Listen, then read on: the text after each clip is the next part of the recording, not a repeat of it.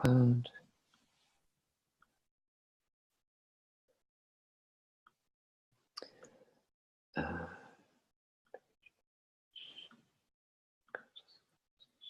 Next.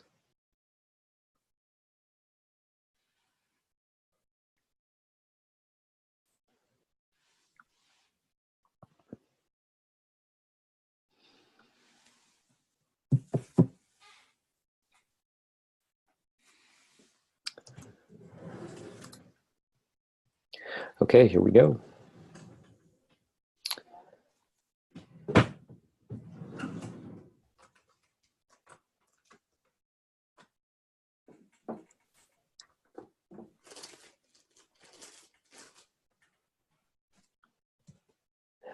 Okay, it looks like we're live. Welcome everybody to Consciousness Conversations with Naren and Raj. How you doing today, Pops? I'm fine. I'm a little tired. How are you? About the same. About the same. I'm oddly a couple miles from you, but not on the same location. Instead of many miles being in Santa Barbara, I'm up in Sequim, and looking forward to spending some holiday time with you. Yeah, that's good. We've already had some nice time. Yeah, yeah. So if you're new to viewing us on this show, just a quick agenda of how we run the call, just so you know what to expect. We like to start with a little grounding just to get an experience of that and settle us into the conversation. And then we just riff a bit on what's up for us and what we feel like talking about, and what's coming through for Naren to speak about, what's conscious. And we do that for about 20 minutes. And then we'd love to answer any questions that you might have, and you can post those in the Facebook comment thread. And, we'll go until 1:40 Pacific time, a total of 40 minutes, assuming you have some questions. If there aren't any questions, we'll close it out after about 20 minutes. And we really encourage you to play with us here, to participate in the practices so that you get the most out of this possible. Naren, aka Pops, you want to add anything to that? No. All right, well, let's do this thing. So, grounding. Sit up straight and close your eyes.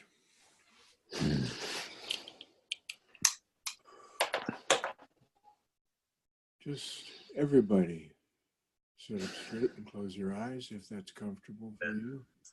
That's how these processes always start, pretty much. And just notice your breath. Bring your attention to your breath.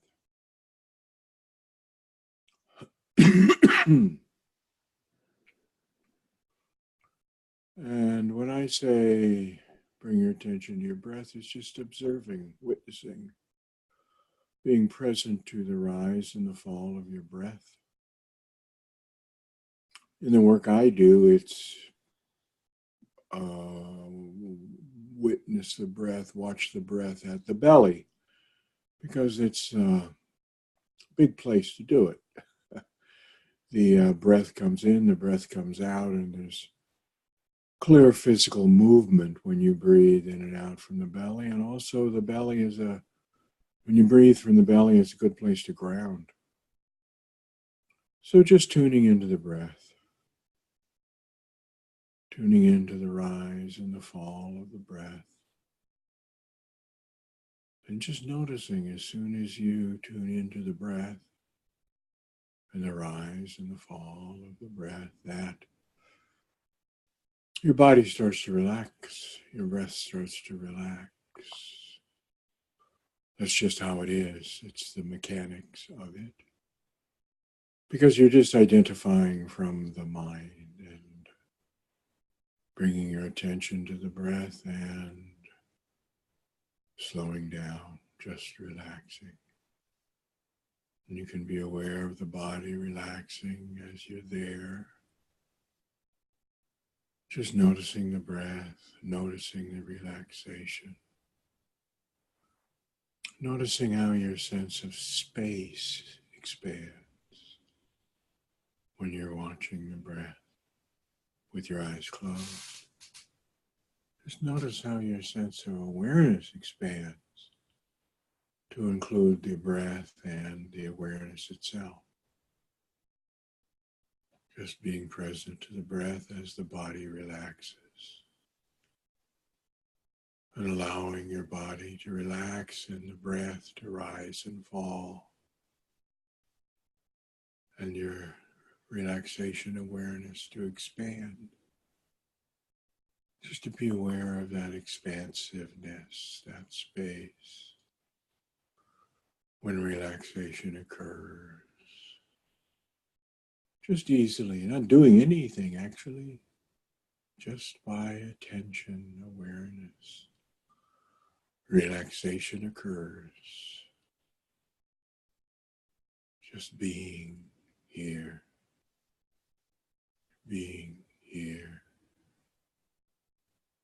observing the breath and relaxing. Very simple. Very simple.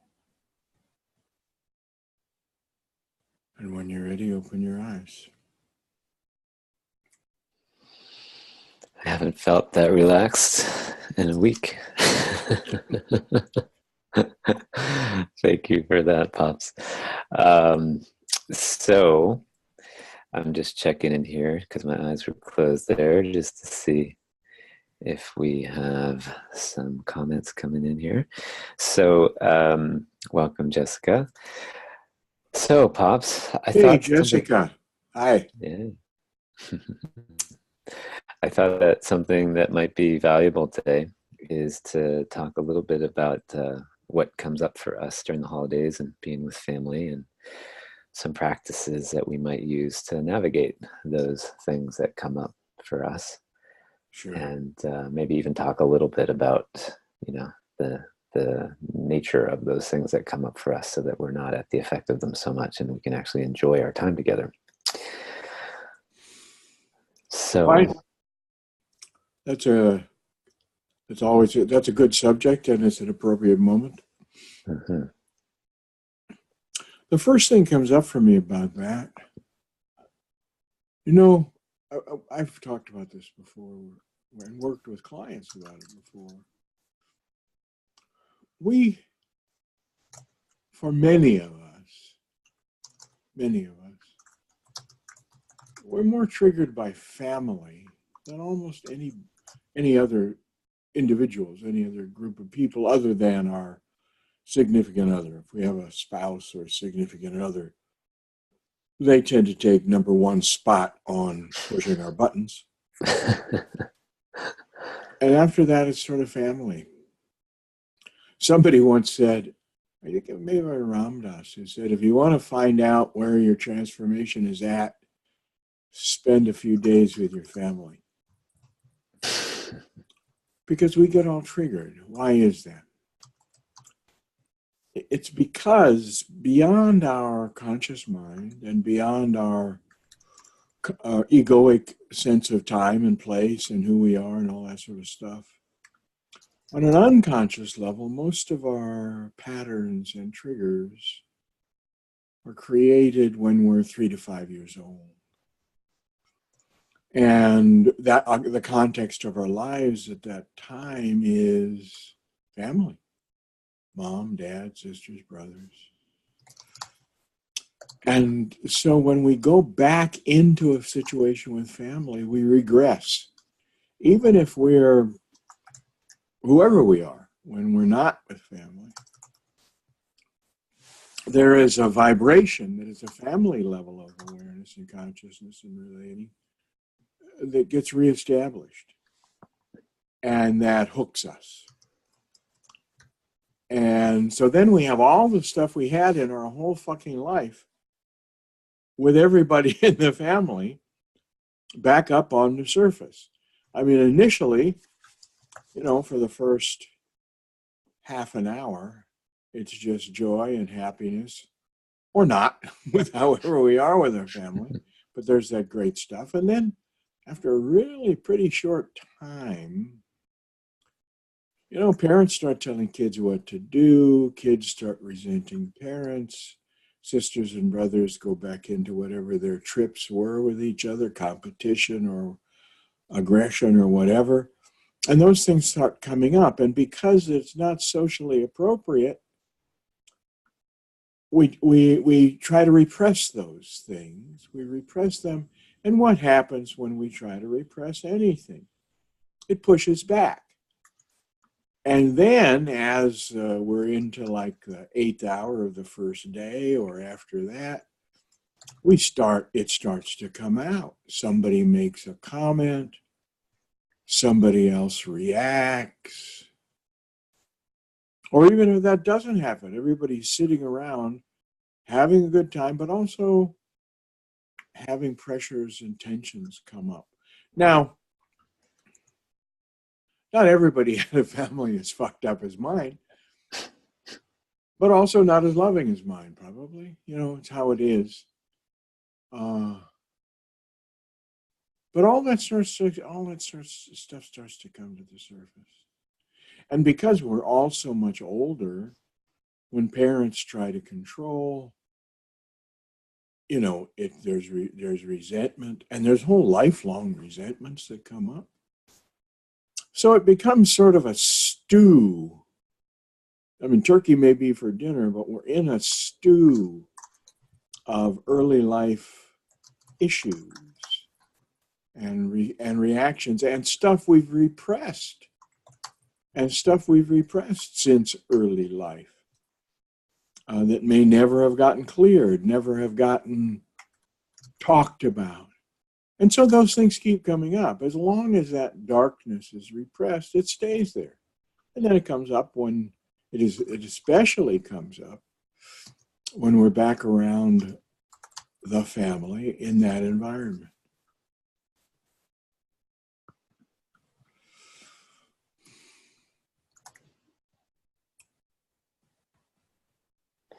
If I were in a room with people live, I would say, how many people have experienced anything like that before, right? Yeah, right. And I think we've all had experiences where we probably had some beautiful moments and some painful moments in our holiday gatherings. And how might you coach or suggest that people leverage some of these techniques, like in the moment or when they have some space during the holiday period, to come out on the net positive of that positive negative experience?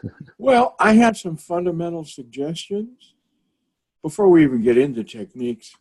One, no physical violence. Try not to hit anybody.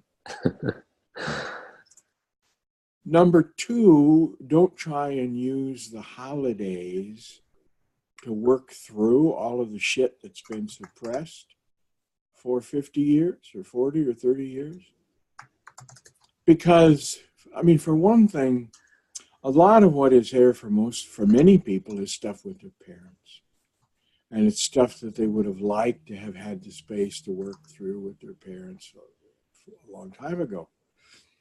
But by and large, parents weren't ready to deal with it then and aren't ready now. And that's true also, brothers and sisters.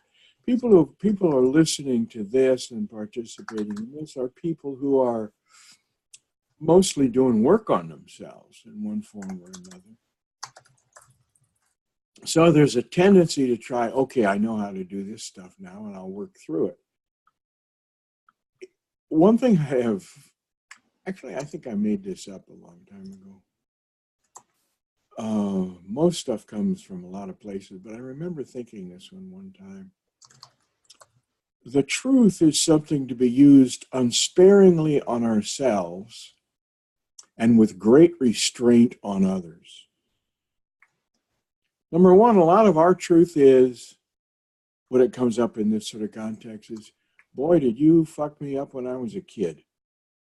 If not in that sort of direct way of saying it, there's something in it about how people were lacking, how they did shit wrong, or they did stuff that was bad, or a lot of stuff you're still trying to get over, early life stuff.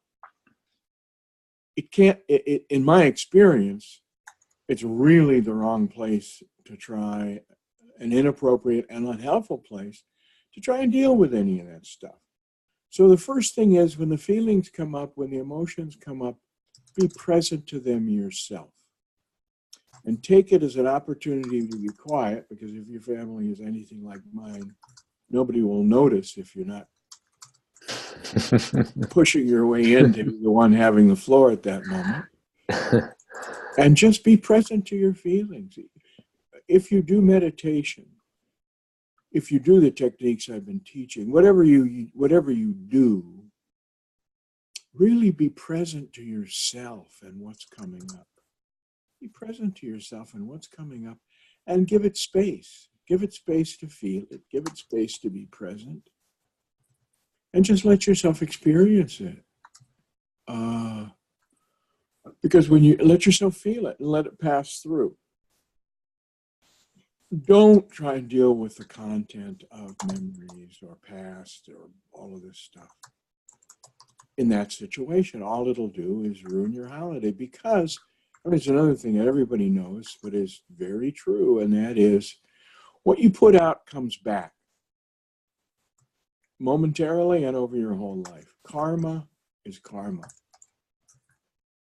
And if you, even in some sort of gentle way, try and raise stuff that you have energy about with your family members, those family members are going to get the energy. And they may have some guilt about it or some anger about it or whatever. So the energy is going to communicate, and then you're going to have stuff. So my advice is, in the whole thing is, I think what I used to do, when I would go to, because we were a relatively close and crazy, angry family on every level, with all of these wounded kids. And when those feelings would start to come up, I'd always just get up and go for a walk. Just go and be by myself, because it's very hard to just be with those feelings when you're still in the energy. If you just separate yourself from it, just go for a 10-15 minute walk, feel what you can feel. Also, when you do that, you can have the space. If there's anger, you can actually say something to nobody, but just let out some of that energy. If there's sadness, you can have some tears. And just let it pass, rather than trying to do anything with it in the moment. Unless you're really, really open and ready for anything, in which case, let her rip and live with the consequences. But I can tell you, if you let it out, there are going to be consequences. And the consequences happen in the moment by everybody getting pissed off or frustrated. Or it doesn't come out and people just repress more. But it's just not a good environment. And the fact of it is, it's really disrespectful. It's really disrespectful. Those people haven't said, gee, I really would like to go through some stuff about my early life with you. Most people just want to try and get fucking through it with as little pain as possible and have a nice time as much as possible. And people's choice, everybody else's choices need to be respected. The fact that you have something coming up that you want to get out, if you even look at that, you're not doing it for them. When shit comes up like that and you bring it up and you want to express and want to blah, blah, blah, and it can come up strongly, all your situation is you're uncomfortable being with it yourself. You're uncomfortable containing it. Well, that's how it is. But you're better off containing it, because if you don't, and the energy goes out, it will come back in spades. Either loudly or quietly, but it will come back. So, and generally not in a very creative, constructive way. Unless you come from a family of therapists and meditators, in which case it could be worse. It's funny. Okay. So, having said that, there's a technique that I've been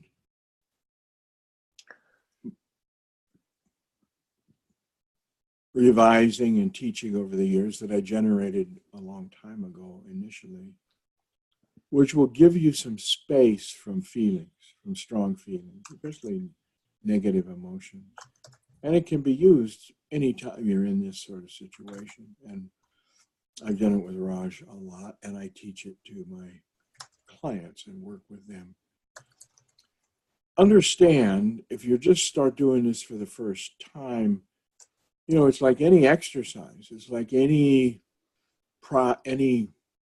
discipline, any practice. It takes practice. But it's also true that you can get some space the first time you use it. And so I'm going to do, you want to do one, Raj? Sure. So I'm going to do one with Raj, practice, and just go through the process. And after we finish this, we're going to post the process so you can download it and practice it yourself. But this is actually the best way to do it the first time, is just really listen and watch and go along with it yourself if you can, to the extent you can. I mean, I know you can, but if you choose to. You ready, kid? I am ready, Pops. By the way, when I say kid, it is not judgmental or anything. Raj is the kid. So I call him. You can't really call anybody the kid. All right, Raj. Okay, here we go. Sit up straight and close your eyes. And the first step is just to sit up straight and close your eyes and to shift your attention to the breath.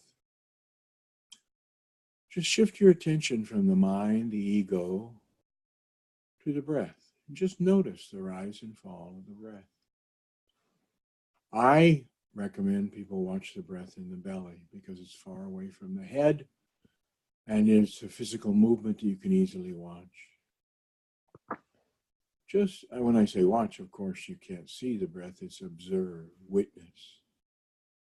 Be the witness. Observe the breath. And just do that. Observe the breath as it rises and falls. Just observe the breath and be with the breath as it rises and falls. And notice the relaxation that occurs when you shift your attention to the breath.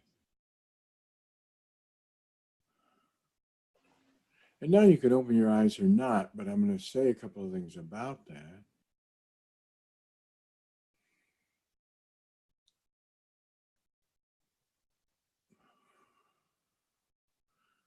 When we shift our attention to the breath, we're shifting our attention away from the egoic mind.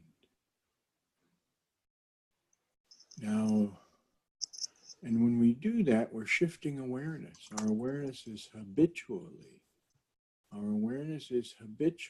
identified with the mind, the ego mind. And that ego mind is constantly in tension. It's its nature. It cannot be otherwise. It's constantly in tension about, and the part of the unhelpful part of the mind, not cogitation, but the unhelpful part of the mind is neurotic. It's just do this, don't do this. There's danger. This is not safe. This is stupid. Do this, don't do that. We won't go into it now, but in fact, the mind was programmed into its personality when you were 3 to 5 years old. And that's what it does. And because it was programmed at that time and how it works, we're identified with it. We're identified with the mind. And so we give it our awareness all the time. The mind is just going. And it's intentional all the time. You must have noticed that if the mind, there's never an answer there. There's do this, do that, do this, do that, don't do this, don't do that. Watch out for this, watch out for that. And many less subtle ways. But the mind is never sure. It's only sure that it wants you to do what it tells you to do. Once you get there, the mind has no idea. But then it'll have new ideas. I mean, it has no idea whether that really works or not. And sometimes it does, sometimes it doesn't. But it's driven by a 3 or 4, 5-year-old consciousness. So it's totally fear-based and almost never takes us to the place where we actually understand or relax or get what we really want. But it never ends. It just keeps going. But when we shift our attention to the breath, and again, if your attention went back to the mind, shift your attention back to the breath. It's very easy and simple. Just be aware of the breath. And as soon as you're aware of the breath, you start to relax. Because you're no longer identified with the mind and its tensions.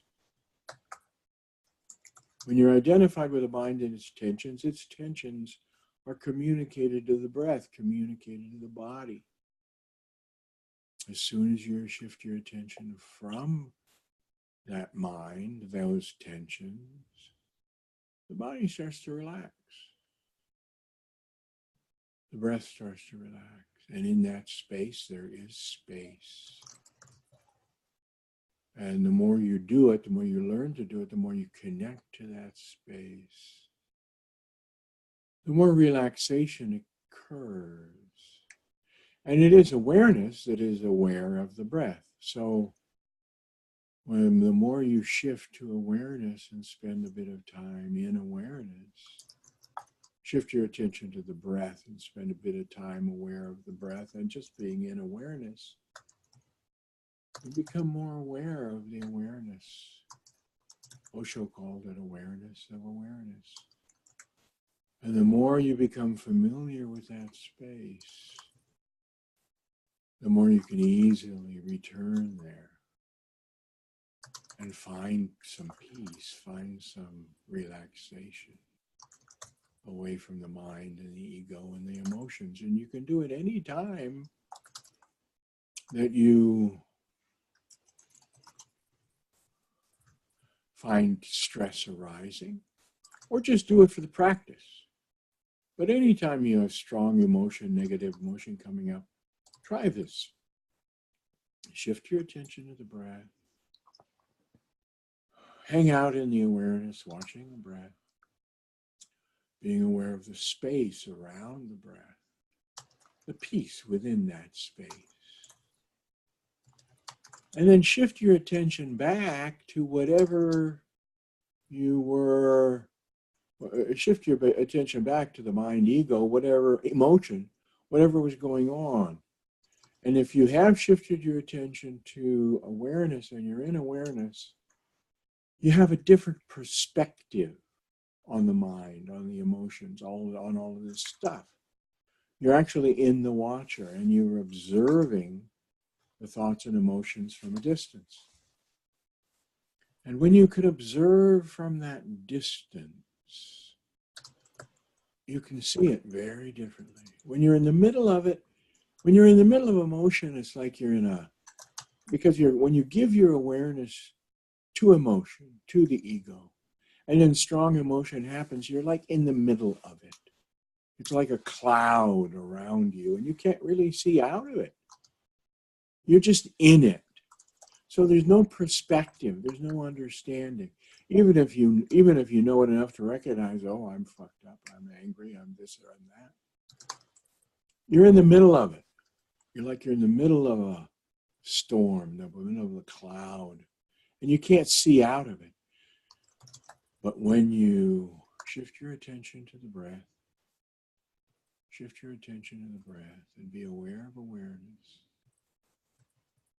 and be in the space of relaxation and having that different perspective, then when you shift your attention back to emotions or thoughts, you see them differently because you have some perspective.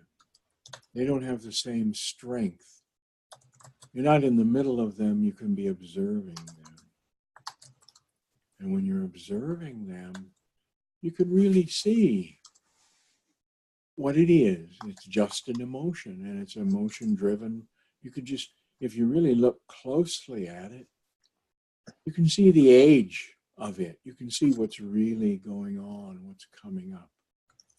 And you have some space. So when you're in the middle of it, there's like an imperative to act on it. You can't see anything else.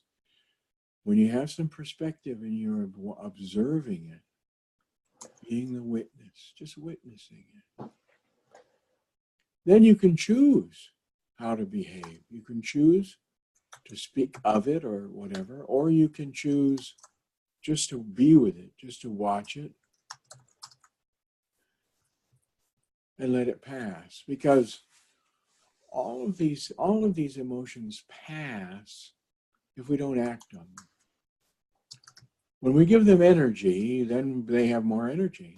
Without that, they're just another thought. It's just another emotion. Now, they're strong and they're young emotions and they may come back, but if you do this technique, they will come back. But if you do this technique to have some perspective, the next thought will come, another emotion will come, an insight into the emotion may come.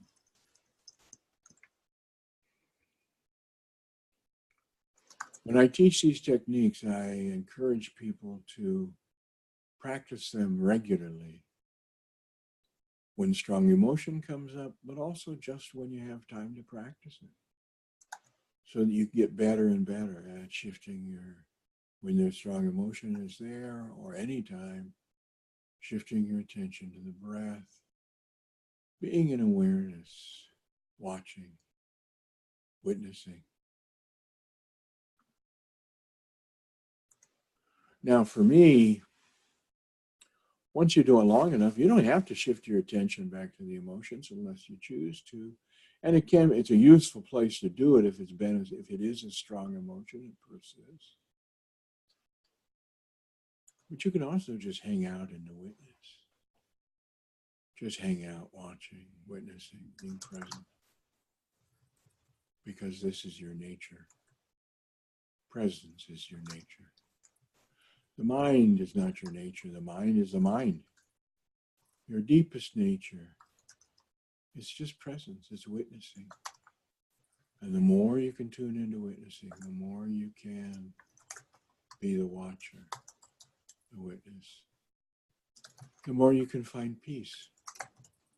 The more relaxation will happen. The more your life will change because you're more relaxed. And you can observe. You can watch all of the thoughts and all of the emotions and then choose. You're taking your power back and then living in your power. The power of awareness. Very different than the power of mind, which is aggressive and transitory. The power of awareness is forever. The space of awareness is forever. Doesn't change. That's its fundamental nature. The mind changes constantly. It can't be otherwise. It brings up the same old shit again and again, but it keeps changing constantly because it's in duality. The awareness is beyond duality, and it's empty always and forever, and always there for you, always and forever. Returning to awareness, returning to your home, your real home.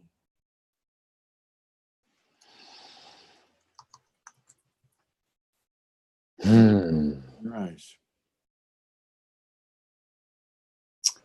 Amazing. I captured a bunch of notes there, so my eyes weren't fully closed, but I got the download in the piece of that.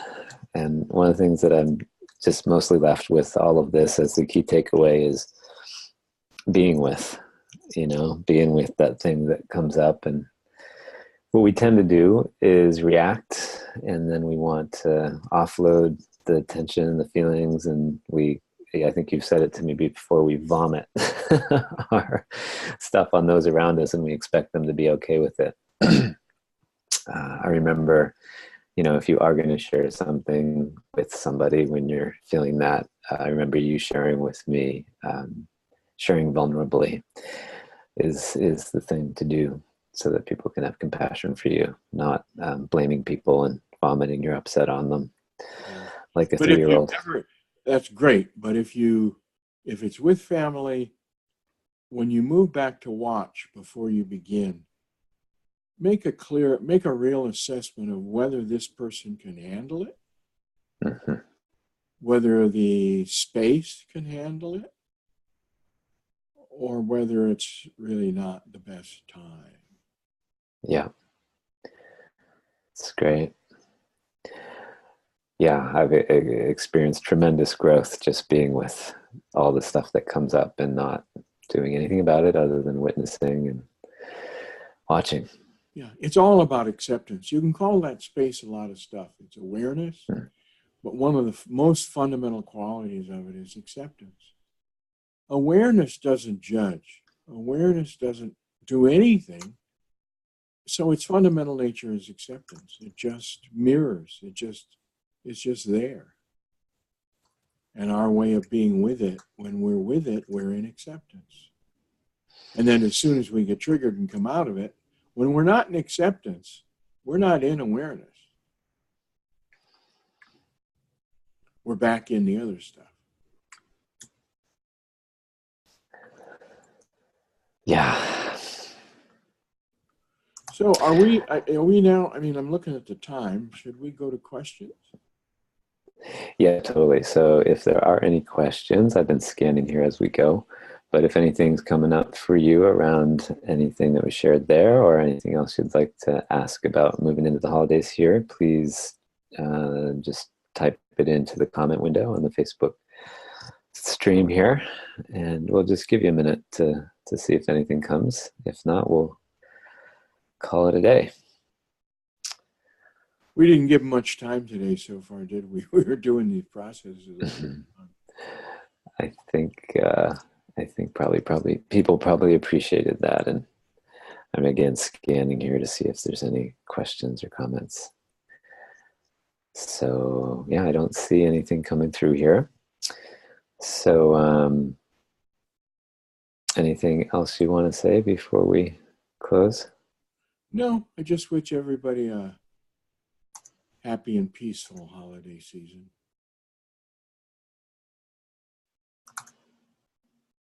Awesome. Okay, everybody. Oh, John says appreciated as always. Thanks, John. And yeah, have a wonderful holiday, everybody, and see if you can practice some of these things and expand your ability to be with, and in that process, expand your capacity to access awareness and consciousness. All right. Thanks, Pops.